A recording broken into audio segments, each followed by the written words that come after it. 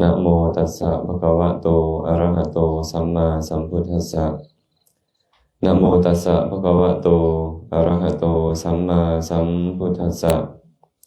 ขอนอบน้อมแด่องค์สมเด็จพระสัมมาสัมพุทธเจ้าผู้ตรัสรู้ชอบได้โดยพระองค์เองผู้เป็นบรมครูของเทวดาและมนุษย์ทั้งหลายขอนอบน้อมแด่พระธรรมอันเป็นธรรมที่พระผู้มีพระภาคเจ้าพระองค์นั้นบูชาแล้วเป็นธรรมที่นำสัตว์ผู้ถึงพร้อมด้วยวิชชาและจรณะออกจากทุกข์ขอนอบน้อมในหมู่พระอริยสงฆ์ผู้ดำรงอยู่ในมรรคและผลผู้สมบูรณ์ด้วยคุณมีศีลเป็นต้น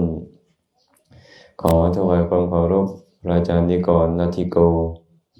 เจ้าอธิการวัดป่าดงผู้บ้านยางค่ำด้วยความเคารพอย่างสูงตลอดถึงพระเถรานุเถระเพื่อนสาธรรมิกทุกรูปทุกองค์ขอโอกาสกล่าวธรรมะขอความสุขความเจริญจงบังเกิดมีแก่ญาติธรรมสุขุสุคนที่สละเวลามาร่วมกันบำเพ็ญกุศลในวาระโอกาสนี้ลำดับต่อไปพวกเขาร่วมกันฟังธรรมด้วยความเคารพ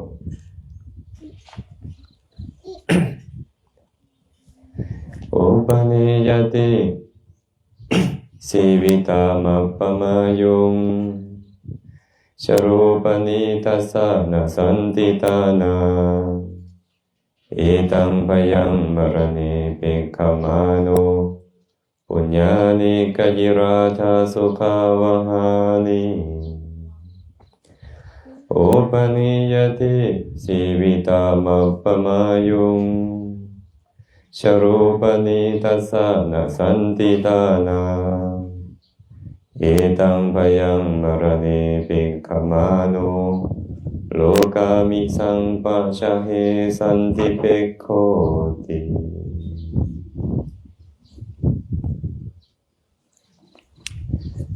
พุทธบทบทนี้พระสัมมาสัมพุทธเจ้าได้ทรงตรัสไว้ในคัมภีร์สังยุตตนิกายสขาทาวัตแต่ก่อนจะได้อธิบายขยายความของพุทธพจน์ในส่วนเบื้องต้นก็ขออนุโมทนานำขอขอของพ่อพรเมตตาพร้อมด้วยลูกเต้าเพื่อนมิตรสหายโยมพ่อโยมแม่เพื่อนกัลยาณมิตรทุกท่านที่มีความประสงค์บุญในเสริญครูบาอาจารย์หมู่ใหญ่เข้าสู่ตระกูลเพื่อเจริญกุศลในวาระโอกาสนี้ก็เป็นสิ่งที่ดีที่นักปราชญ์บัณฑิตทั้งหลายได้เฮ็ดมาตั้งแต่อดีตจนถึงปัจจุบันเวลาพวกเราได้เหตุได้ปัจจัยที่จะประสบกองบุญพวกเราก็บ่ปล่อยบ่ละโอกาสนั้นไปเมื่อวานนี้ก็ได้แวะเรื่องของดร.พงษ์รัตดาเนาะก็เลยได้เว้าเรื่องของนางอัมพปาลีให้กับเจ้าได้ฟังนางอัมพปาลีเป็นหญิงคณิกาเป็นโสเภณีประจำเมืองได้เข้าไปเฝ้าพระสัมมาสัมพุทธเจ้าหลังจากฟังธรรมแล้วก็นิมนต์ให้พระพุทธเจ้าเข้าไปรับทานพระผู้มีพระภาคเจ้ารับแล้วนางก็กลับออกไปพ่อกับเจ้าฤชวีที่กำลังจะเดินทางไปกราบพระพุทธเจ้าคือกันนางก็เลยขี่รถเอาแอกรถไปกระทบกับแอกรถของเจ้าฤชวีเจ้าฤชวีก็เลยถามว่าเป็นหยังคือเฮ็ดแบบนี้นางก็บอกว่านางดีใจหลายที่ได้นิมนต์พระสัมมาสัมพุทธเจ้าพร้อมกับพระสงฆ์หมู่ใหญ่เข้าสู่ตระกูลเจ้าฤชวีก็เลยบอกว่าถ้าเช่นนั้นค่อยขอซื้อได้บ่มื้ออื่นนี่นะเจ้าจะถวายทานค่อยสิขอถวายทานค่อยสิซื้อ 100,000 กหาปณะ 100,000 กหาปณะเมื่อเทียบกับเงินปัจจุบันนี้เนาะราคาทองคำอยู่ที่ประมาณ 60,000 เป็นบ่อยู่นี่เท่าบาทกหาปณะหนึ่งซ้ำกับเงินปัจจุบันประมาณ 5-6,000 บาท10 กหาปณะเท่ากับประมาณเท่าไหร่ไม่ออกทง 60,000 100 กหาปณะ 600,000 พันกหาปณะ 6 ล้านหมื่นกหาปณะ 60 ล้านแสนกหาปณะ 600 ล้าน เขาซื้อ600 ล้านมาขอถวายทานมื้ออื่นนี้ซะแต่ว่า นางอัมพปาลีบอกว่าข่อยบ่ขายอย่าว่าแต่ อย่าว่าแต่เงิน100,000ก็หาปานะเลย แม้แต่เจ้าจะให้บ้านซวยให้ชนบทแบ่งให้ข่อยครอบครองชนบทเก็บภาษีกินอยู่ตลอดชีวิตข่อยก็บ่เอาค่อยจะต้องถวายทานเป็นอย่างเราจึงบอกแบบนั้น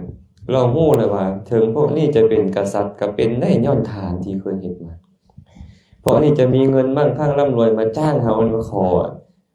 ซื้อทานเฮานี่ก็เพราะเขาเคยให้ทานมาในอดีตจึงมั่งคั่งร่ำรวยมีโภคสมบัติอยู่แบบนี้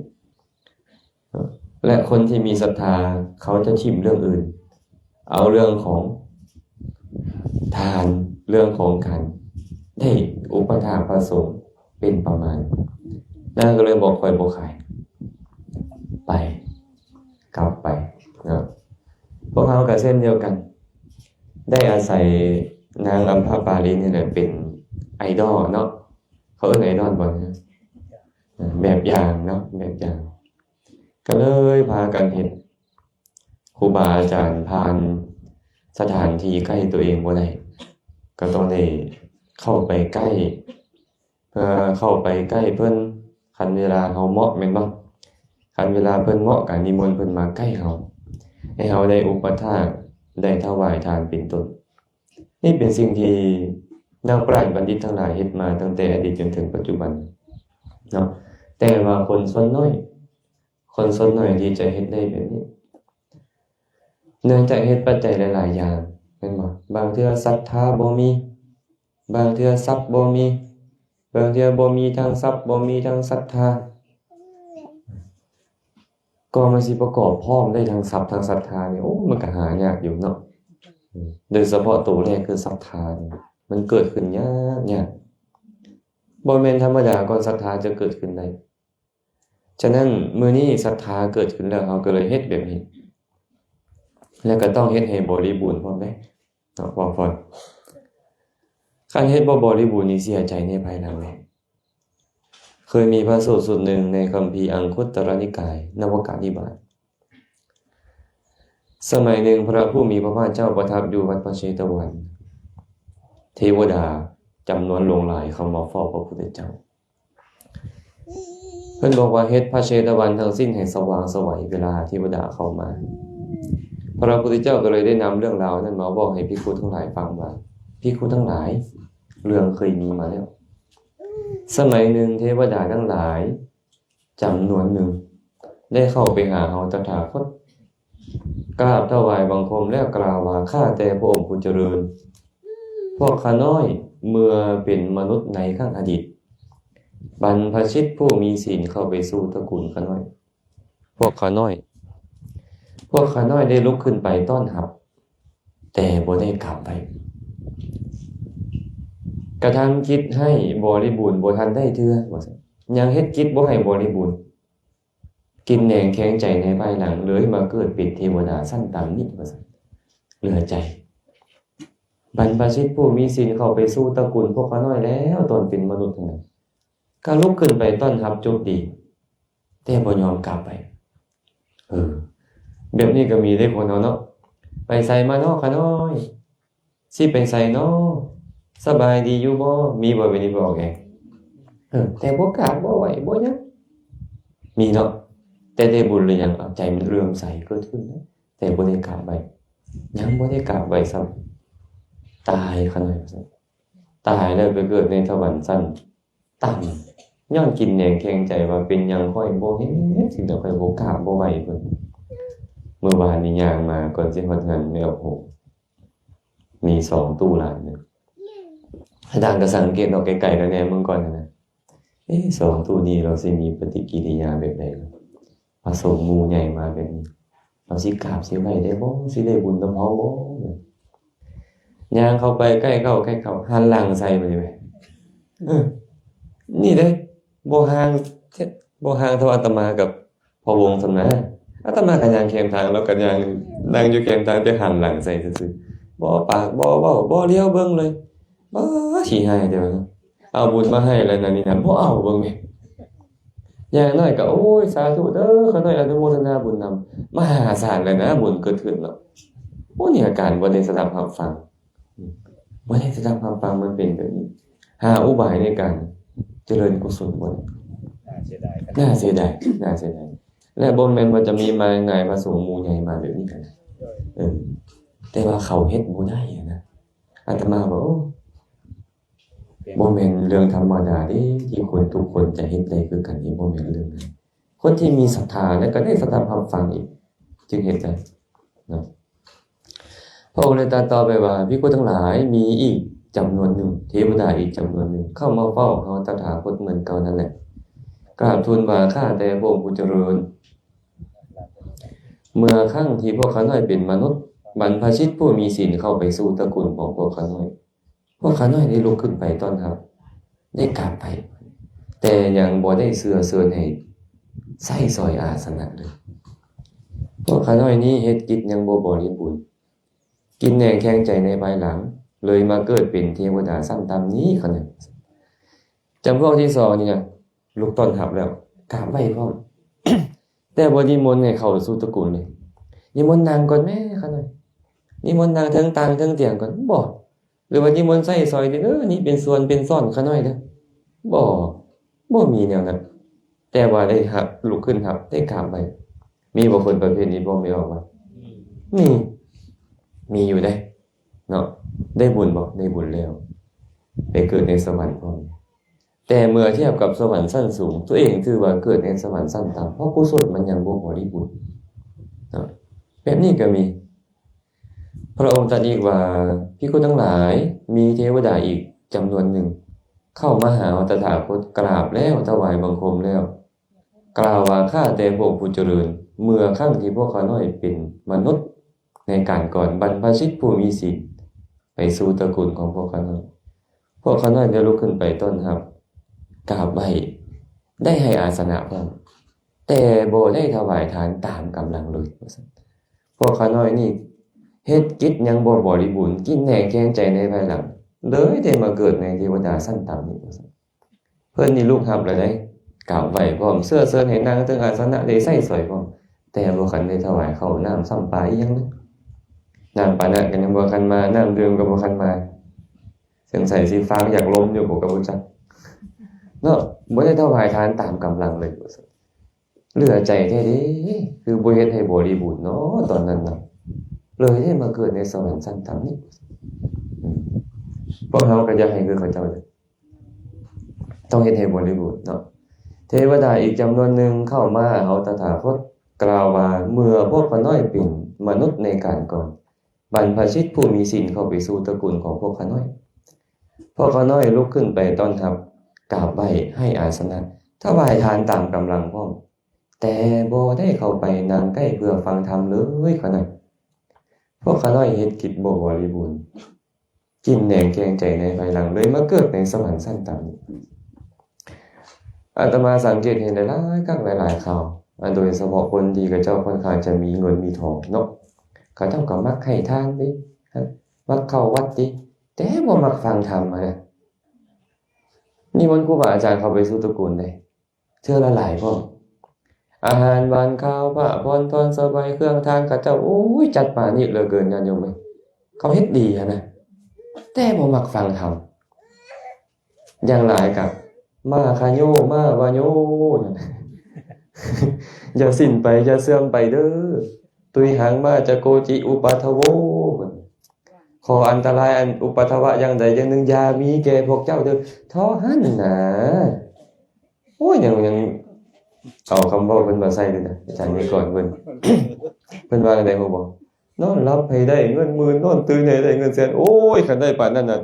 มันก็รวยเบิดเลยติบ่คันขอแล้วได้บอกให้กันแล้วได้แม่นบ่โดยนอนเอาอย่างเดียวนอนเอาอย่างเดียวเดี๋ยวนี้พวกเขานี่คิดว่าครูบาอาจารย์เป็นคนเฮ็ดเป็นคนคงเลยเป็นคนมีบุญบารมีล่ะเว้าอันใดละเฮาละสิได้เดี๋ยวนี้เฮงบ่ปังบ่รวยบ่อุ้ยสุดใจเขาเจ้าเลยไอ้คนมีปัญญาสำนึกมักสำนึกในอย่างนึงคันได้สดับรับฟังขึ้นมามีสุทธะมีปัญญาขึ้นมาถึง เห็นว่าเรื่องพวกนี้ก็เป็นเพียงให้กำลังใจกันซื่อๆคันผู้บ่ได้สดับรับฟังนี่บ่ได้รับพรบ่ได้มื้อใดให้เจ้าอีกใดก็บ่ได้รับพรห้วยคือบ่อยากน้ำเพิ่นคือบ่ให้อยากน้ำเพิ่นได้บางคนเนาะอันนี้เห็นบ่เนี่ยข้าเจ้าก็เฮ็ดดีลุกขึ้นไปต้อนรับอย่างดีกราบไหว้ให้อาสนะถวายทานตามกำลังแต่บ่เข้าไปนั่งใกล้เพื่อฟังธรรมอันนี้หลายเด้หลายอย่างอยู่สุดท้ายแล้วตัวเองเฮ็ดบักดีๆได้แต่ได้เกิดในสวรรค์ชั้นต่ำกว่าเมื่อเทียบกับเทวดาที่เขาเฮ็ดดีกว่านั้นเนาะเฮ็ดบ่คันบริบูรณ์พระพุทธเจ้าเลยบอกว่ามีเทวดาอีกจำนวนหนึ่งเข้าไปหาเราตถาคตกล่าวว่าข้าแต่พระองค์ผู้เจริญเมื่อครั้งที่พวกข้าน้อยเป็นมนุษย์ในการก่อนบรรพชิตผู้มีศีลไปสู่ตระกูลของพวกข้าน้อยพวกข้าน้อยลุกขึ้นไปต้อนรับกราบไหว้ให้อาสนะถวายทานตามกำลังเข้าไปนั่งใกล้เพื่อฟังธรรมแต่บ่ได้เงียงหูลงฟังด้วยความเคารพเลยข้าน้อยพวกข้าน้อยนี้เฮ็ดกิจยังบ่บริบูรณ์ต้องกินแหงแคงใจในภายหลังเลยไปเกิดในสวรรค์ชั้นต่ำกว่าอันนี้ก็สำคัญอยู่ได้ยุคโซเชียลเนี่ยเพิ่นว่าเวลาข้างสองข้างนี่ข้างนี้หน่วยนึงข้างนั้นหน่วยนึงเวลาครูบาอาจารย์เทศน์ก็เคลียร์ข้างซ้ายเวลาเพิ่นสนทนาธรรมเคลียร์ข้างขวามันก็เลยเป็นอันว่าบ่ได้ฟังด้วยความเคารพ เมื่อบ่ได้ฟังด้วยความเคารพแทนที่จะได้สุตตะจะได้ความเข้าใจมหากุศลแทนที่จะเกิดขึ้นในใจบ่ได้ซับางเทื่อก็ฟังนำแขกมีหลายอยู่เด้ไปหลายๆบนไอ้แขกกับแขกมาเพาะมาโมเนาะอันประเพณีบ้านเฮานะเฮ็ดกองไว้เข้าไปมาเพาะมาโมนำข่อยได้เด้อมากินมาทานนำข่อยได้เด้อมาเพาะมาโมก็บ่ถึกยามให้คนมาเพาะมาโมเพิ่นก็ได้บ่ได้จมกับเจ้าเด้อเว้าซื่อๆมาเพาะอีหยังอันต้นครูบาอาจารย์เพิ่นเทศนาเนาะวางไว้ก่อนบ่ได้บ่ให้เจ้าภาพเขาให้เขาเสียเงินเสียคำเสียทรัพย์เสียเวลาจัดแต่งอาหารหวานข้าวจัดแต่งข้าวทานแบบดีๆอยากให้เขาได้บุญเต็มที่นะเพราะโมกับบ่จำเป็นบ่อันตอนเพิ่นเทศน์นั้นเจ้าภาพนี่ก็งอกไปงอกมางอกไปงอกมาจนทั้งอยากอวยพรให้แขกทั้งอยากฟังธรรมมันก็เลยบ่ได้นี่แหละว่าบ่ได้เงียงหูลงฟังด้วยความเคารพเพิ่นเทศน์อยู่แต่ตัวเองบ่ได้ใส่ใจบ่ได้สนใจเท่าที่ควรสุดท้ายแล้วประโยชน์แทนที่มันจะเกิดหลงหลายน้อยเดียวเสียเวลาเสียทรัพย์เลยได้คันซั่นพวกเฮาทิ่มด้วยตัวนี้นะทิ่มซะอันนี้ก็เหมาะเพาะโมกะแต่งผู้นึงไว้พิเศษนะแต่งผู้นึงไว้พิเศษแต่งแม่เฒ่าหั่นแล้วไปผู้เพิ่นอวยพรเก่งๆพุ่นอยู่ปากประตูพุ่นลัดไว้หั่นเลยเพาะโมอยู่นี่บ่สิไอ้บางเทื่อล่ะอยู่ต่อหน้าเฮาเนี่ยยกคันขึ้นพร้อมกันนี่นะโอ้ยเฮาบ่อยากจะเทศต่อตรงนี้เนาะเด้อพวกเขาให้ลดลงตัวนี้นะก็บ่แม่นบ่ให้เฮ็ดเลยดอกแต่เงียบๆเอาเด้บ่เทื่อเนาะก็เอาไปตอนที่เพิ่นบ่คันได้เทศน์นะให้เจ้าภาพเขาได้ฟังธรรมด้วยความเคารพนะให้เขาได้ประโยชน์เพิ่มพระพุทธเจ้าได้ว่าต่อว่าภิกษุทั้งหลายมีเทวดาอีกจำนวนหนึ่งเข้าไปหาเราตถาคตกราบทูลว่าข้าแต่พระองค์ผู้เจริญเมื่อครั้งที่พวกข้าน้อยเป็นมนุษย์ในการก่อนบรรพชิตผู้มีศีลเข้าไปสู่ตระกูลของพวกข้าน้อยพวกข้าน้อยลุกขึ้นไปต้อนรับกราบไหว้ให้อาสนะถวายทานตามกำลังเข้าไปนั่งใกล้เพื่อฟังธรรมและเงียงหูลงฟังด้วยความเคารพแต่ว่าบ่ได้ทรงจำธรรมนั้นไว้ทรงจำธรรมนั้นไว้บ่ได้ว่าซั่นพวกข้าน้อยนี้นะเฮ็ดกิจยังบ่บริบูรณ์ต้องกินแหนงแคงใจในภายหลังเลยมาเกิดในสวรรค์ชั้นต่ำกว่าอันนี้เห็นบ่เลยตั้งใจฟังเอาแท้เอาว่าแต่บ่จือเข้าใจอยู่น้อยนึงแต่บ่จือโอ้ยมันยากแท้เลยตัวนี้เนาะคืออาจารย์เพิ่นว่าเทศจนโซสิตายเลยเทศนี่บ่จือเพิ่นว่าคนเทศเนี่ยจนสิตายแล้วเพิ่นว่าเจอกับบ่จือได้มันก็แม่นของเพิ่นอยู่ในอาตมาว่าก็ได้มีอาจารย์องค์นึงเพิ่นเว้าคักกว่านี้เพิ่นว่าข้อยเทศจนปากข้อยสิซี่กว่าหูเลยเพิ่นว่าไอ้ความเทศเฮงเทศให้นะปากเว้าจนปากจนซี่บ่ฮอดหูแล้วพวกเจ้ายังบ่จือปานนี้เพิ่นว่าเทศก็เทศแต่แนวเก่านี่แหละก็เป็นตาเลือดใจเราคนที่ก็ได้เนาะแต่เราต้องเข้าใจในคนเฮามีหลายประเภท เนาะพระพุทธเจ้าบอกว่าคนในโลกนี้มีอยู่3ประเภทด้วยกัน3ประเภทมีอย่างไร1คนมีปัญญาเหมือนหม้อกว้าง2คนมีปัญญาเหมือนหน้าตัก3คนมีปัญญาหลายเหมือนกับหม้อหงายคนมีปัญญาเหมือนหม้อกว้างเป็นอะไรล่ะเข้าไปวัดเนืองๆไปหาพระภิกขุเนืองๆภิกขุก็แสดงธรรมอันงามในเบื้องต้นท่ามกลางที่สุดให้ฟังเนืองๆแต่เขาบ่สามารถจะเข้าใจได้บ่สามารถทรงจำไปได้นำไปบอกกล่าวต่อบ่ได้เลยหม้อที่คว่ำไว้นะเย็นน้ำใส่น้ำบ่เข้าจักหน่อยสั่นใดก็ไอ้คนประเภทนี้ก็เหมือนกันมีปัญญาเหมือนหม้อมีศรัทธาดีเด้แต่ว่าความจื้อจำมันบ่ค่อยดีอันเหล้าไปกินเมิดอันความจำเขาเนี่ยมันดื่มหลายคนเนาะมันมันเอาไปกินเมิดเลยความจำบ่ค่อยดีอาจารย์มาสังเกตเบิ่งตัวเองนี่แหละตอนบ่คันได้มักเมาปานใดหยังก็จื้อดีเอาได้เอาว่ามันสุรามันเล่นงานนั่นล่ะจื้อบ่ค่อยได้ลงลืมลงหน้าลงหลังจับหน้าโซลังบ่ค่อยได้แบบนี้แต่ซั่นคนบางคนเป็นแบบนี้เนาะเป็นแบบนี้จื้อบ่ค่อยได้บ่เข้าใจเลยพอก็พอจะได้บุญน้อยนึงเอาไปตั้งใจฟังฮะแต่คนเปรียบเสมือนมีปัญญาเปรียบเหมือนหน้าตักนี่ล่ะไปวัดไปหาภิกขุเนืองๆภิกขุก็แสดงธรรมงามในเบื้องต้นทำการที่สุดให้ฟังเนืองๆเข้าใจแจ่มแจ้งเพิ่นเนี่ยเข้าใจแจ่มแจ้งแต่ว่าลุกขึ้นมาแล้วลืมหมดบ่สามารถนำไปบอกไปว่าไปกล่าวต่อได้บุคคลนี่นะวางของไว้ถึงหน้าตักลุกแล้วของยอมตกลงชั้นใดคนมีปัญญาเหมือนหน้าตักก็ชั้นนั้นเนาะเอาเครื่องวางไว้หน้าตักมันลุกขึ้นปุ๊บมันก็หล่นลงหล่นอันนี้คือกันตอนฟังครูบาอาจารย์เทศน์โอ้อยู่ไหนลุกขึ้นแล้วโลดตอนฟังนี่เข้าใจแล้วตอนลุกขึ้นมาหมู่ถามเพิ่นเทศน์หยังเมื่อกี้นี่เพิ่นว่าอาจารย์ไปเทศน์อยู่อุบลเทื่อนึงกลับไปเทศน์อยู่ชัยภูมิคุณอาจารย์แต่แม่นเทศน์คักเทศน์ม่วนหลายเพิ่นว่าบ่เคยฟังจักเที่ยฟังเทศน์จังซี่น่ะเพิ่นบ่เคยฟังเฮาเทศน์เฮายกหาทางยกพุทธพจน์มาเว้าแล้วอธิบายยกเรื่องราวมาเว้าให้ฟังเพิ่นบ่เคยฟังว่าซั่นแต่ฟังคักเข้าใจดีว่าซั่นแม่นแท้บ่แม่นคักอาตมาเทศน์จังได๋ฟังเมื่อกี้เหลียวเบิ่งหน้ากันเลยเบิ่นจำบ่ได้จักเม็ดคุณอาจารย์เพิ่นว่าซั่นพวกเจ้าจะมาย่ออาตมาเด้อย่อคือซื่อๆพวกเจ้านี่ม่วนหลายจื้อบ่ได้ว่าซั่นแบบนี้ก็มีเว้ยแต่ก็มีคนมีปัญญาเหมือนหน้าตักเนาะแต่ดีแล้วเขาเข้าใจไปแล้วนะไปฟังเทื่อหน้าเคยฟังมาแล้วก็ต้องอาศัยหลายๆรอบไม่ได้พวกอาตมาคือกันได้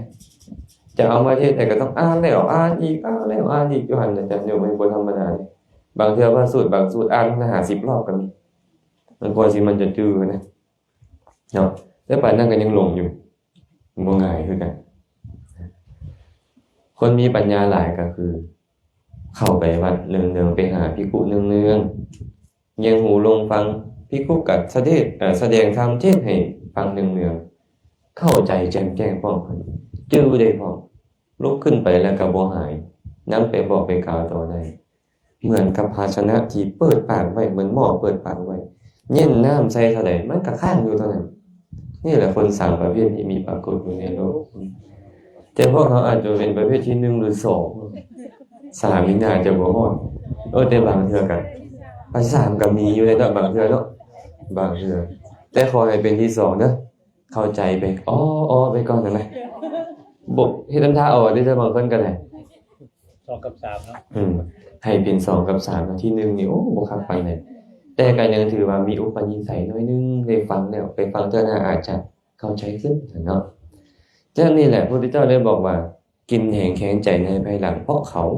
บ่สามารถทรงจำธรรมเอาไว้ภิกขุทั้งหลายมีเทวดาอีกจำนวนหนึ่งเข้าไปหาเขาตถาคตถวายบังคมและกราบทูลว่าข้าแต่พระองค์ผู้เจริญพวกข้าน้อยนี้เมื่อครั้งเป็นมนุษย์ในการก่อนบรรพชิตผู้มีศีลเข้าไปสู่ตระกูลของพวกข้าน้อยพวกข้าน้อยลุกขึ้นไปต้อนรับ กราบไหว้ให้อาสนะถวายทานตามกำลังเข้าไปนั่งใกล้เพื่อฟังธรรมเงียงหูลงฟังด้วยความเคารพทรงจำธรรมนั้นเลยพ่อแต่บ่ได้พิจารณาเนื้อความเพียงธรรมนั้นเลยพวกข้าน้อยนี่เฮ็ดกิจยังบ่บริบูรณ์กินแหน่งแข็งใจในภายหลังเลยมาเกิดในความเป็นเทวดาชั้นต่ำนี้อันนี้ฟังจือเลยแต่ไปเฮ็ดเรื่องอื่นแล้วก็แล้วบ่ได้เอามาไข้ควรบ่ได้เอามาพิจารณาอีหยังเลยมันก็เลยบ่ได้ใช้เนาะกิเลสก็ยังครอบงำจิตใจอยู่อกุศลก็ครอบงำกุศลเก่ามันก็เลยอ่อนกำลังลงฟังแล้วจือแล้วแต่บ่นำมาไข้ควรเทวดาอีกจำนวนหนึ่งไปเว้าคือกันเลยพวกข้าน้อยนี่ลุกขึ้นไปต้อนรับกราบไหว้ให้อาสนะถวายทานตามกำลังเข้าไปนั่งใกล้เพื่อฟังธรรมเงียงหูลงฟังด้วยความเคารพทรงจำธรรมเอาไว้ให้พิจารณาเนื้อความแห่งธรรมพร้อมแต่บ่ฮู้แจ้งอัดบ่ฮู้แจ้งธรรม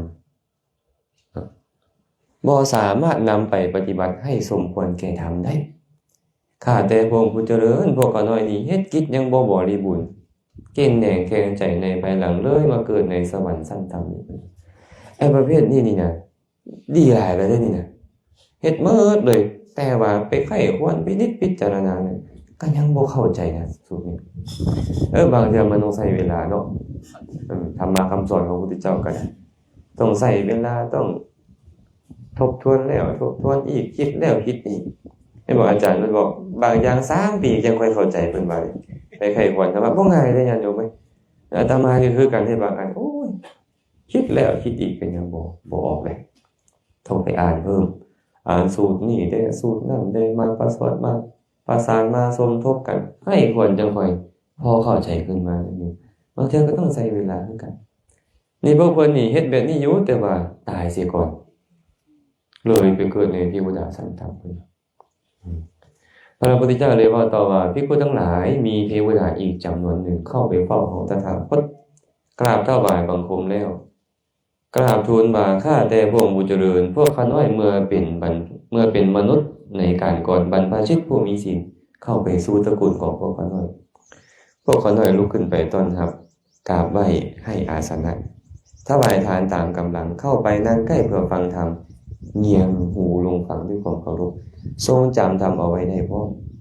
ใคร่ควรทำพร้อมเข้าใจเนื้อหาของธรรมะนั่นแล้วนำไปประพฤติธรรมให้สมควรแก่ธรรมพร้อมพวกข้าน้อยนี่เฮ็ดกิจให้บริบูรณ์แล้วข้าน้อยบ่กินแหนงบ่แข็งใจในภายหลังเลยได้มาเกิดในสวรรค์ชั้นสูงนี่เพราะนี่บรรลุธรรมพร้อมบ่คันเป็นประเภทที่เกิดพร้อมยุคที่มีพุทธศาสนาคือบรรลุธรรมพร้อมเกิดในเทวดาชั้นสูงบ่ไปอบายแล้วบ่กินแหนงแข็งใจแล้วครับสิ่งที่ควรเฮ็ดนะในเวลาที่บรรพชิตเข้ามาสู่ตระกูลเฮ็ดครบถ้วนสมบูรณ์เนาะเมื่อครบถ้วนสมบูรณ์แล้วมันก็บ่กินแหนงแข็งใจอีหยังเฮ็ดครบถ้วนสมบูรณ์แล้วพระผู้มีพระภาคเจ้าก็เลยเตือนว่าภิกษุทั้งหลายหันเด้อโหมไม่เด้อหันเหินว่าทานทั้งหลายจงเพ่งพินิจอย่าประมาทอย่าได้กินแหนงแข็งใจเหมือนกับเทวดาสั้นต้นๆนั่นเลยอย่ากินแหนงแข็งใจเด้อว่าตัวเองเกิดมาอวัยวะสมบูรณ์มีฐานะข้าวน้ำซ้ำปลาสะดวกอุปกรณ์ดำเนินชีวิตสะดวกเนี่ยพระพุทธเจ้าอุบัติขึ้นมาในโลกเพิ่นแสดงธรรมไว้แล้วครูบาอาจารย์นำธรรมะมาบอกกล่าวกับมีแต่ตัวเองกับบอกประพฤติธรรมให้สมควรแก่ธรรมอย่ากินแหนงแข็งใจแบบนี้เพิ่นว่าพระเจ้านี่นะพระพุทธเจ้าอุบัติขึ้นมาในโลกสอนธรรมะพระเจ้าแล้วพระเจ้าก็ได้ฟังแล้วแต่พระเจ้ายังมัวเมาประมาทเลินเล่อปล่อยจิตอยู่เดี๋ยวจะกินแหนงแข็งใจในภายหลังเข้าถึงอบายทุกขติวินิบาตนรกได้เสียดายได้เพิ่นว่ากลัวตัวเองจะได้เป็นมนุษย์มันยากแสนยากอุปมาว่าได้ก็เขาบอกอาจารย์เพิ่นบอกเมื่อคืนเสียดินได้ยังได้ปลายเล็บนะกลัวจะได้เป็นมนุษย์นี่นะคนที่ตายไปแล้วไปสู่อบายเหมือนกับแผ่นดินใหญ่ตายมาแล้วมาเกิดเป็นมนุษย์เหมือนกับเศษขี้ดินทั้งปลายเล็บเศษขี้ดินแล้วบ่พอเพิ่นว่าเศษฝุ่นเดี๋ยวลมก็มาพัดหนีมีศรัทธาในศาสนาจบดีพอเนี่ยได้เห็นสิ่งที่บ่น่าพอใจฟังสิ่งที่บ่น่าพอใจอีหยังจังนึงปิวออกจากนอกศาสนาเลย บ่อยากจะเฮ็ดบุญแล้วอันนี้เศษฝุ่นแท้ๆอันเนี้ยคันเศษขี้เล็บมันยังติดเล็บขึ้นมาลมพัดบ่ออกไอ้ขี้เล็บเนี่ยต้องแกะต้องล้างจังดีจังออกแนวนี้แม่ยังดีอยู่อันเนี้ยให้เป็นเศษเปลี่ยนใหม่เด้อพวกเฮาเด้อพระพุทธเจ้าบอกเศษดินถึงไปเล็บเฮาแหละเศษขี้เล็บซะพวกเฮาเคลียร์ออกยากหน่อยนึงหั่นนะเคลียร์ออกยากหน่อยนึงเอาเศษฝุ่นมันยังลมพัดไปเด้เนาะมันอยู่นอกเด้ไอ้เศษอันนี้มันอยู่ไหนเลยติดให้มันติดทนนานเด้อเรื่องของเด้อติดคือน้ำมันเครื่องนี่ให้แบบนั้นเนาะมันยากอยู่ได้เนาะก่อนจะได้เป็นมนุษย์กันยากแล้วขึ้นมาพระพุทธเจ้าจะอุบัติขึ้นมาในโลกยากเติมอีกเนาะแต่เฮาได้ทางเป็นมนุษย์ได้พ่อทางพระพุทธเจ้าอีกในพ่อพระพุทธเจ้าธรรมะของพระองค์จะรุ่งเรืองอยู่ในโลกก็หายากอีกพระพุทธเจ้าบอกที่ใดภิกษุทั้งหลายการได้เป็นมนุษย์เป็นเรื่องยากการอุบัติขึ้นของพระสัมมาสัมพุทธเจ้าเป็นเรื่องยากธรรมะของพระพุทธเจ้าจะรุ่งเรืองอยู่ในโลกก็เป็นเรื่องยากอีกจะครบ3อย่างยากหลายภิกษุทั้งหลายตอนนี้พระพุทธเจ้าอุบัติขึ้นในโลกแล้วพระเจ้าได้ความเป็นมนุษย์แล้วธรรมวินัยยังรุ่งเรืองอยู่ในโลกท่านทั้งหลายจงปรารภความเพียรให้รู้แจ้งตามความเป็นจริงโดยชอบเถิดรู้แจ้งอย่างไรทุกเหตุเกิดทุกเหตุดับทุกและทางไปสู่ความดับทุกข์โดยชอบเถิดพระพุทธเจ้าเตือนเราแบบนี้การท่านพวกเราเนี่ยเอาแล้วอาจจะบ่ฟันบรรลุมรรคผลนิพพานนี่อย่างดอกเนาะแต่ว่าบรรพชิตผู้มีศีลเข้าไปสู่ตระกูลของพวกเราแล้วเฮาต้องได้ประโยชน์9ประการนี้แหละต้องได้ประโยชน์เหล่านี้บ่บรรลุธรรมก็บ่เป็นหยังบ่ได้ฮอด9ก็ได้ที่8เลยบ่ได้8ให้ลด7ลงมานี่จะให้มันน้อยได้อย่างเดียวก็น้อยได้เฮ็ดหยังล่ะสบายดีอาจารย์พุ่นน่ะแทบจะบ่ได้บุญเลยยังมีสบายดีมื้อนั้นอาจารย์กลับเมื่อบ้านเมื่อช่วงก่อนสงกรานต์นี่นะมันสิฮอดสงกรานต์ก็คิดว่าจะเมื่อเทศน์ให้โยมแม่ฟังน้อยนึงเพราะว่าดนๆได้มาหาเราเทื่อนึงได้เทศน์ให้เราฟังก็ย่างกายไปครูบาเพิ่นน่ะเอาจักจอกบ่คะน้อยเพิ่นน่ะโอ้ยบอกนี่เนาะเฮาก็ขี่เมาเก่าเขาก็จื้อเฮาได้อะนะธรรมดาบุญสงกรานต์ก็เป็นอันนี้แหละพวกเฮาเต้นนํกันอยู่นี่แหละสินะเขาเห็นเนาะบ่เห็นมันเป็น10ปีที่ปลายปีแต่ยังความคิดเขายังคือเก่าเขาบ่ค่อยได้ฟังธรรมเนี่ยบ่ได้พัฒนาในความเข้าใจในสิ่งในธรรมก็ธรรมดาเราคิดว่าแบบนี้เป็นการทักทายกันแบบฮักแพงกันนะเนาะก็ยกมือครูบาจับจอกคนนี้เนาะเอาจับจอกบ่คะน้อยโอ้ยนี่เขาบ่ได้บุญเนาะก็อาจจะมีใจแซมซึ้งน้อยนึงอยู่ดอกแต่ว่าบุญก็คือเกิดน้อยๆนะแต่บ่ฮู้วิธีการเอาบุญเพิ่มแค่พวกเฮานี่ต้องให้ได้หลายได้สดับรับฟังมาเมิดแล้วพระพุทธเจ้าสอนแนวใดควรได้ประโยชน์ไปไหนเนาะเพราะชีวิตของพวกเฮาบ่ฮู้ว่าเฮาจะประสบแบบนี้อีกจักเทื่อในอนาคต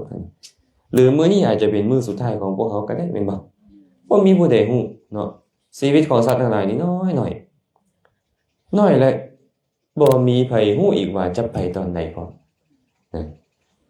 อาตมาเลยสวดคาถามาในสวดเบื้องต้นนั้นว่าอุปนิยติชีวิตะมัปปมายุงชรูปณีตัสสะนสันติตานาเอตังพยังมรณีปิกขมาโนปุญญานิกยิราธะสุขาวหานิคาถาที่แรกนี้เป็นคาถาของเทวดาตัวหนึ่งเขาไปเฝ้าพระสัมมาสัมพุทธเจ้าก็เลยกล่าวคาถานี้ชีวิตะมัปปมายุงแปลว่าชีวิตของสัตว์ทั้งหลายอายุชีวิตคืออายุอัปปมายุงมีประมาณน้อยอัปปมายุงมีประมาณน้อยอายุนี่มีประมาณน้อยชีวิตของสัตว์ทั้งหลายนี่นะยอมก้าวล่วงเข้าไปชีวิตนี่น้อยชรูปณีตัสสะนสันติตานาเมื่อก้าวความสู่ความแก่ชราแล้วนี่นะทีต้านทานบ่มีเลยบ่มีทีต้านทานค่อยบ่อยากเฒ่าป้องกันบ่มีค่อยบ่อยากตายป้องกันบ่มีทีต้านทานเอตังพยังมรณีเปกขมาโนเมื่อเขามาเพียงพินิจเห็นความตายอันจะเกิดขึ้นในต่อหน้านี้ว่าเป็นภัยเป็นสิ่งที่น่าย่านกลัวแล้วปุญญานิกยิราธะสุขาวหานิเพิ่งกระทำบุญให้หลายๆควรกระทำบุญทั้งหลายเอาไว้ เพราะบุญเป็นเหตุนำความสุขมาให้เทวดาบอกแบบนี้ก่อนเราบอกว่าชีวิตของพวกเรานี่นะมีประมาณน้อยเด้ออายุก็สั้นเป็นหยังจะบอกว่าสั้นน่ะคันเว้ากว้างๆเลยก็คือ100ปีสูงสุดเนาะแล้วก็ต้องตายแม่นบ่คันเว้าสัวขณะจิตเด้จุติจิตเกิดขึ้นตายแล้วเจ้าจุติจิตเกิดขึ้นแตกดับไปเจ้าชื่อว่าตายแล้วสั้นบ่ล่ะน้อยบ่ล่ะอายุเฮาเนี่ยอยู่กับขณะจิตเดียวเองเห็นบ่น้อยหลายนะแต่หาเว้ากว้างๆขึ้นมาก็ยังหลายก็100ปีพระพุทธเจ้าจึงบอกภิกษุทั้งหลายชีวิตของสัตว์ทั้งหลายมีประมาณน้อยเด้อผู้อยู่ได้โดนกะ100ปี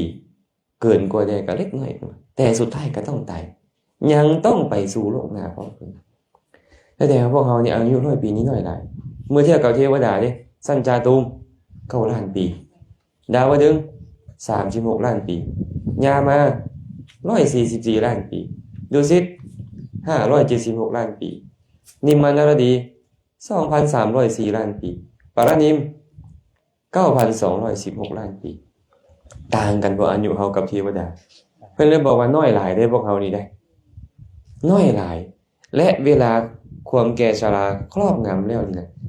บ่มีผู้จะไปต้านทานมันได้บ่มีเครื่องต้านทานความเฒ่าแก่ชราเอาแล้วตอนนี้อาจจะหน้าตาตะเปาะตะแปะเนาะมันมีวัยของมันเด้มีอยู่วัยต้องแต่งวัยเต็งตึงวัยตรงเต็งและก็วัยต้องตายตอนน้อยๆนี่แบบพูดน้อยๆก็ต้องแต่งอยู่เนาะต้องแต่งอายุ10ปลาย20ปีมาเต็งตึงอยู่เลย30ปลายปีไปหน้าเลยเริ่มตรงเต็งอาตมาก็เริ่มแล้วตรงเต็งอันนี้ก็เริ่มยานแล้วบัดนี้สุดท้ายเป็นไงบัดเนี่ยต้องตายมันมีวัยของมันอยู่แบบเนาะแล้วผู้ใดอยากไปต้านทานมันบ่มีเลยเทวดาก็เลยบอกว่าเอตังพยังมรณีเปกขามานุขันเจ้ามาเพียงวินิจพิจารณาเห็นแล้วว่าความตายมันเป็นภัยแล้วเนี่ยความแก่และความตายนี่มันเป็นภัยเนี่ยเจ้าสิเฮ็ดจังได๋เมื่อเจ้าต้องแก่และเจ้าต้องตายจากโลกนี้ไปสู่โลกอื่นปุญญานิกยิราทะควรเฮ็ดบุญให้หลายๆสุขาวหานิเพราะมันเป็นเหตุนำความสุขมาให้บ่มีดอกอย่างอื่นนำความสุขมาให้เฮาเอาแล้วเฮาอาจจะบอกว่าไปโกงคนอื่นได้มาค่อยก็เสวยสุขอยู่ตลอดชาติแต่น้อยเดียวแล้วเดี๋ยวเจ้าจะประสบทุกข์มาหั่นเจ้าไปฆ่าคนอื่นได้มาเดี๋ยวเจ้าก็ยังมีความสุขอยู่แม่นเดี๋ยวเจ้าจะประสบทุกข์มาหั่นในอนาคตตลอดหลายล้านปีแม่นบ่ไปประพฤติผิดในกามเว้าตัวเว้าส่อเสียดเป็นต้นก็ตามเจ้าจะได้ความสุขแปะๆบางๆเล็กน้อยและสุดท้ายพวกเจ้าก็ต้องละโลกนี้ไปสู่โลกใหม่ที่ต้องประสบทุกข์มาหั่นคุ้มบ่ล่ะบ่คุ้มก็เลยต้องเฮ็ดบุญเป็นหยังคนเกิดมาจึงเป็นมนุษย์ได้มีบุญได้คนมีบุญได้จึงเกิดมาพระพุทธเจ้าจนเปรียบเทียบเศษดินในใบเล็บก็ยังมีบุญมันน้อยเป็นหยังเจ้ามีอวัยวะสมบูรณ์เจ้ามีบุญเป็นหยังเจ้าเกิดในตระกูลดีได้เจ้ามีบุญเป็นหยังเจ้าเป็นคนจบคนงามเจ้ามีบุญและเป็นหยังเจ้ามั่งคั่งร่ำรวยล่ะก็เจ้ามีบุญเจ้ามีบุญนั่นแหละจึงเป็นแบบนั้นบุญเห็นบ่อายุยืนมีความสุขบ่มีเนาะผิวพรรณงดงามมีความสุขบ่โอ้ยสุดใจแล้วอาตมาเบิ่งนี่เฉพาะผู้หญิงเนี่ยเนาะมีความสุขแม่นบ่มีเงินมีทองมีความสุขบ่พอบ่มีคนยกย่อสรรเสริญมีชื่อเสียงเกียรติยศมีความสุขบ่มีมันมีแต่ว่าถามว่ามันเกิดขึ้นย้อนหยังปุญญานิบุญทั้งหลายที่เราเฮ็ดไว้บ่ว่าจะเป็นทานเป็นศีลเป็นภาวนาเฮ็ดจังได๋ดีแล้วบัดนี้เหลือก็เหลือน้อยเข้าแหละก็ต้องเฮ็ดบุญนั่นแหละเทวดาก็เลยบอกว่าปุญญานิกยิราทะสุขาวหานิเราเว้าผิดบ่ผิดดอกเนาะแต่พระพุทธเจ้าอยากประกอบธรรมเทศนาให้ถึงมรรคผลคงประกอบเทศนาให้ใหม่ก็เลยกล่าวต่อหน้าเราคือกันว่าปุปนิยติชีวิตะมัปปมายุชรูปณีตัสสะนสันติตานาเอตังพยังมรณีปิกขมาโนโลกามิสังปะชะหิสันติปิโขเปลี่ยนแค่คาถาสุดท้ายบอกคือเก่าเลยชีวิตของสัตว์มีประมาณน้อยยอมก้าวไปสู่ความแก่ชราเมื่อชีวิตก้าว ไปสู่ความแก่ชราแล้วบ่มีขีต้านทาน เมื่อคนมาเพ่งพินิจเห็นแบบนี้ว่าความตายเนี่ยความแก่ชราเข้าไปสู่ความตายมันเป็นภัยโลกามิสังปะชะเหจงสละควรสละเหยื่อของโลกเสียสันติเปกแสวงหาสันติสุขแสวงหาสันติเปกโขแสวงหาสันติสุขเถิดเพ่งพินิจสันติสุขแบบเก่าเว้ามาเมิดเลยเมื่อเจ้าฮู้ว่าเจ้าต้องตายนี่นะเจ้าต้องละเหยื่อโลกแม้บ่ได้บอกให้เฮ็ดบุญเลยได้บ่เนี่ยเว้าใหม่เปลี่ยนคำเว้าว่าละเหยื่อโลกจะละเหยื่อโลกจะต้องมีหยังละเหยื่อโลกก็ต้องมีบุญแม่นบ่โดยเฉพาะบุญขั้นปัญญาแม่นบ่วิปัสสนาปัญญาเกิดขึ้นมันก็ละได้ละเหยื่อของโลกคือรูปเสียงกลิ่นรสสัมผัสกามคุณ5อันนี้เอิ้นว่าเหยื่อโลกเฮาถึกล่อเดี๋ยวนี้นะเอารูปเสียงกลิ่นรสสัมผัสเอาลาภเอายศเอาสรรเสริญเอาสุขมาล่อเฮาก็ไปสวบกับมันก็ลากเฮาไปเห็นบ่มันก็ลากไปฆ่าแม่ก็ต้องฆ่าไปแกล้งแม่ก็ต้องแกล้งไปลักก็ต้องลักไปโต๊ะไปต้มแม่ต้องเฮ็ดเบิดตามมันถึกพญามารลากไปย้อนติดในเหยื่อของโลกถึงเจ้าจะเฮ็ดบุญหลายก็จริงได้เพิ่นว่า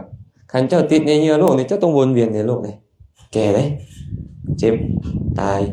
ในระหว่างนี้มีหยังได้ประสบพบพอสิ่งที่บ่น่าฮักบ่น่าพอใจพัดพรากจากของฮักของเห็นผิดหวังซ้ำซ้อนมีบ่ผู้ผิดหวังอยู่นี่มีโอ้อกหักกันยังมีนะบ่แม่นจะผิดหวังละล่านะเดี๋ยวนี้เนาะแต่ตอนเป็นวัยรุ่นอาตมาขี่รถถีบไปเล่นสาวสมัยก่อนสมัยรถถีบมันแพนเทอร์ออกใหม่ๆพุ่นน่ะไปจื้อเพลงนึงกระต่ายหมายจันทร์สมัยนั้นดังขนาดเลยนั่งมองดูดาวอย่างไปร้องเพลงให้ผู้สาวฟังกันนะไปอยู่ใกล้ๆเฮือนก็ร้องเพลงแล้วก็กลับบางเทื่อไปหลายกิโลนึงเขาบ่มักเป็นไดบัดนี้เขาบ่มักอกหักทุกข์บ่ล่ะทุกข์บางอย่างให้เขาฮักเขาบ่ฮักเนาะบางอย่างให้เขามักเขาบ่มักผิดหวังอันนี้ยังเว้าแบบอันนี้ซื่อได้บางคนให้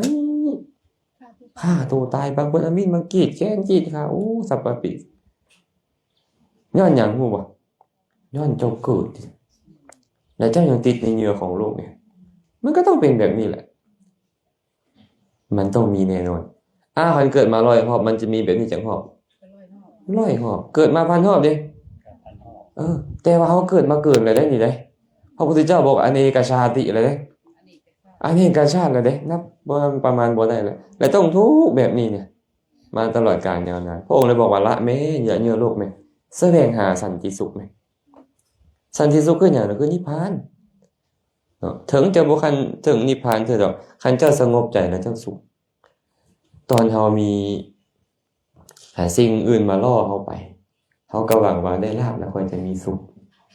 ได้ยศมีสุขค่อยมีเกียรติทรัพย์ชื่อเสียงจะมีสุขค่อยมีคนอ้อมข้างอ้อมเมียมีคนฮักคนแพงหลายค่อยจะมีสุขสุดท้ายเป็นจังได๋ญาติโยมใจวุ่นวายเป็นจังได๋ทุกข์คือเก่าบางคนเงินหลายๆเลยบ่พอเงินคำกำแก้วหลายบ้านซองที่ดินจนมาเดือนนึงอยู่กับบ่ค่อยนะไอ้เงินเพิ่นน่ะนะความมันหลายหลังพุ่นน่ะรถน่ะเปลี่ยนขี่มื้อละคันก็ยังบ่ค่อยอาทิตย์นึงนะบางคนบอกว่ามีรถหรูจอดอยู่เฮือนเป็น100คันก็มีแต่ว่าเขาบ่ได้ความสุขใจมันฟุ้งซ่านมันรำคาญน้อยเนื้อตามใจอิจฉาริษยาแกล้งได้แกล้งดีโอ้ยมันทุกข์เอาแท้ๆทั้งๆที่ตัวเองนั้นมีดีกว่าคนอีกหลายพันคนในโลกนี้แต่ว่าเขามีความสุขบ่ได้ย้อนหยังความสงบใจมันบ่มีคันเรามีความสงบใจมีน้อยมันก็สุขนั่นคือครูบาอาจารย์เพิ่นสมัยก่อนอันนี้บ่คันเว้าสมัยนี้เลยเว้าสมัยก่อนเลยมีบาทหน่วยเดียวอีหลีเด้ฟ้าบาทก็ยังบ่มีนะสมัยก่อนนะแม่เอาเว้ยทงยามอันนึงผ้าจีวร3ผืนบ่มีฮอดกฎสมัยก่อนหายากบ่ยากไปเข้าป่าก็เอาผ้าพกหัวเอานั่งสมาธิผ้าพกหัวมีท่อนนั่งท่อนนึงท่อนนั่งก็คือผ้าปูที่เอาไปเอานั่งเฮ็ดสมัยก่อนไปนั่งอยู่นั่นน่ะสบายตื่นเช้ามาล้างหน้าล้างตาออกไปน้ำก็นั่นแหละบาทนั่นแหละตักเอาดิฉันน้ำก็บาทนั่นแหละตักเอา ใส่เข้ากับบ้านนั่นแหละมันน่ะมีความสุขแท้ๆมหากษัตริย์สละความสุขของมหากษัตริย์ออกไปหาความสุขแบบสงบมันเป็นไปได้ยังไงอันนี้ยังเว้าสมัยก่อนซื่อๆเว้าในสมัยปัจจุบันคืออาจารย์สิริปัญโยที่เขาเว้าฮอดดุๆนี่มีทรัพย์ 280,000 ล้านบาทสละมีเสื้อผ้าทิ่มงามๆทั้งนั้นมีที่อยู่หรูหราว่าทิ่มมาหาหยังมาหาบาทหน่วยเดียวจีวร3ผืนเที่ยวไปได้ตามต้องการมันบ่มีข้อผูกมัดอีหยังทั้งนั้นสุดงามอยู่แม่อาตมานี่เคยเป็นแบบนี้เลยตอนอาตมายังบ่บวชอาตมาก็แค่ฮู้จักศาสนาเพราะพ่อแม่พาถือศาสนาพุทธมาเข้าวัดได้อาตมามาเข้าวัดได้มักช่วยเหลือวัดโดยเฉพาะแล้วมีขนมให้พร้อมนะ ไปคนดินคนทรายปัดกวาดเช็ดถูใส่เพิ่นเนาะก็เรื่องแก่งกับเหนี่ยวครูเรื่องแก่งกับครูบาอาจารย์ตักบาตรหยาดน้ำเฮ็ดดีไหว้พระสวดมนต์ไปเวียนเทียนนำเพิ่นเฮ็ดดีได้งานอยู่แต่เริ่มเป็นวัยรุ่นแล้วก็เริ่มเปลี่ยนไปเนาะแต่ก็ยังนับถือพระสงฆ์องค์เขาเจ้าบ่ได้บ่ฮู้ศาสนาสอนอีหยังมีเรื่องราวเกิดขึ้นชีวิตวัยรุ่นเนาะมันก็มีการฆ่าฟันรันแทงมีการทุบตีอีหยังเกิดขึ้นเฮาแล้วเกิดความสังเวชใจนะว่าเฮาคือขี้ร้ายแท้มันคือเป็นคนแบบนี้เฮานี่อันนี้ก็ระลึกชาติได้คืออาจารย์เพิ่นว่าเลยนี่ก็ได้ระลึกชาติชั่วของตัวเองกันก็สิฆ่าสิแกล้งฮอดหมู่สิทุบสิตีฮอดพ่อฮอดแม่ไปแล้วมันสิจำเป็นอีหยังต้องเว้าถึงคนอื่นแม่นบ่ก็เลยคิดคันเฮาสิแต่งการแต่งงานแล้วลูกเมียสิอยู่นำเฮาได้วะคันเฮาเป็นแบบนี้เจ้าต้องเป็นคนดีก่อนแม่เลือกอยากเป็นคนดีแม่นผู้ใดดีในบ้านในเมืองอันนี้เลี้ยวเบิ่งไผก็บ่เห็นนั่นน่ะคือกันหมดอะเนาะผู้ใดก็เมาแอะอยู่แต่ละมื้อน่ะโอ้ยาคูอยู่วัดบ่กินเหล้าบ่ลิ้นเบียร์เจียไผอีหยังเพิ่นเป็นคนดีตกลงแล้วผู้นี้เป็นคนดีค่อยจะเป็นแบบเพิ่นไปขอบวชมื้อสิบวชนั่นโทรบอกหมู่มันเริ่มมีโทรศัพท์แล้วเดี๋ยวสมัยนั้นเฮาสิบวชได้สหายบ่ฮอด20นาทีเพิ่มเลยหมู่มันก็ได้เอาเป็ดมาพร้อมลากเบียร์มาพร้อมเบิ่งแม่มากูตัดผมให้เสี่ยวตัดผมก็บ่ได้นุ่งเสื้อสมัยก่อนน่ะเนาะแก้เสื้อแล้วก็ตัดผมเต็มอยู่ไปเอายาบ้ามาก่อนเสี่ยวฉลองก่อนเพิ่นได้ตายเป็นเห็นวัยรุ่นนั่นน่ะโยมเมาแล้วยังบ่พอไปหาแนวแก้เมาอีกเบิ่งแม่จน5 โมง4 โมงแลง5 โมงไปบวชเขาจนว่าเป็นบ้าผมก็บ่ยอมมาออกนะเขาตัดให้ก็ได้นะปล่อยมันอยู่นี่แหละเป็นหลักฐานว่าเฮาสิบวช แต่ว่าหลังจากบวชมาแล้วไม่ได้ฟังธรรมข้อเดียวนึงดอกแมว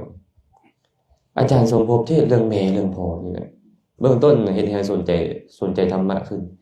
บุญคุณของพ่อแบบนี้บุญคุณของแม่แบบนี้อันนี้อันนั้นแบบนี้ทั้งๆที่เฮาก็ฮู้ว่าพ่อแม่เฮ็ดแบบนี้กับเฮาแต่เฮาบ่เคยระลึกเลยแล้วบ่ได้ทราบซึ้งอีหยังเลยเบิ่งแม่เพิ่นเฮ็ดกับเฮาบักหลายๆนะนับตั้งแต่ประคบประหงมเฮามาแต่น้อยบาดมาคือระลึกตามตายน้ำตามันไหลออกอาจารย์บ่แม่นคนที่ให้เด้บ่แม่นคนที่มักเสียน้ำตาแล้วไผจะบ่เห็นน้ำตาอาจารย์ง่ายๆแต่ว่านอนสูบยาอยู่ผู้เดียวมันเป็นพระเลยเงียงกันอยู่ข้างๆกันนอนสูบยาฟังไปโอ้แม่งสูบที่เข้ามันเหลือใจตัวเองอะนะเนาะบ้าพ่อแม่มีบุญกับเฮาปานนี้บ่มีเฮายังให้เฮายังด่าเฮายังว่าเฮายังเฮ็ดใส่เพิ่นหลายอย่างหลายประการโอ้ยบ่ได้นะเฮาต้องฟังใหม่มีอีกบ่แนวอื่นที่เพิ่นเทศเริ่มแสวงหาฟังสมัยก่อนมีแต่แผ่นซีดีเนาะเอาแผ่นซีดีไปขออัดเอาตามงานปฏิวัติตามงานปฏิบัติธรรมเพิ่นขออัดเอามาฟังแล้วก็ FM สมัยก่อนจังค่อยฮู้จักศาสนาขึ้นมาโอ้ศาสนาเพิ่นสอนได้ดีค่อยจะได้ความสุขจากศาสนาทิ่มไปเริ่มทิ่มบ่อยากข้องเกี่ยวกับไผโทรศัพท์อิหยังก็บ่เริ่มจะบ่อยากใส่มันอยากมีความสุขแบบมันสิแต่อยู่โดนเขาบ่แม่นเด้มื้อนี้อยู่โดนเขาต้องฮู้จักพวกนี้เด้ต้องเรื่องผู้นั้นเด้บ่มาบ่ได้เด้อาจารย์บ่ได้นี่อาจารย์เพิ่นจมอยู่เมื่อคืนนี้บ่ปานนั้นดูแลธาตุขันธ์เด้อาจารย์นิมนต์ตลอดเพิ่นว่าอยากให้พักผ่อนนิมนต์ตลอดจนบ่ได้อยู่บ่ได้เศร้ามันก็เลยรู้สึกมีหลายอันขึ้นความสุขแบบนั้นมันจะน้อยลงแต่ก็ยังได้ความสุขที่เกิดขึ้นจากการ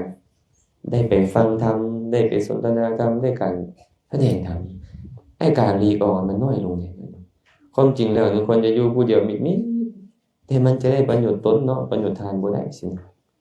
แต่ว่าเว้าให้ฟังว่าความสงบหั่นนะมันเป็นเหตุให้เราเกิดความสุข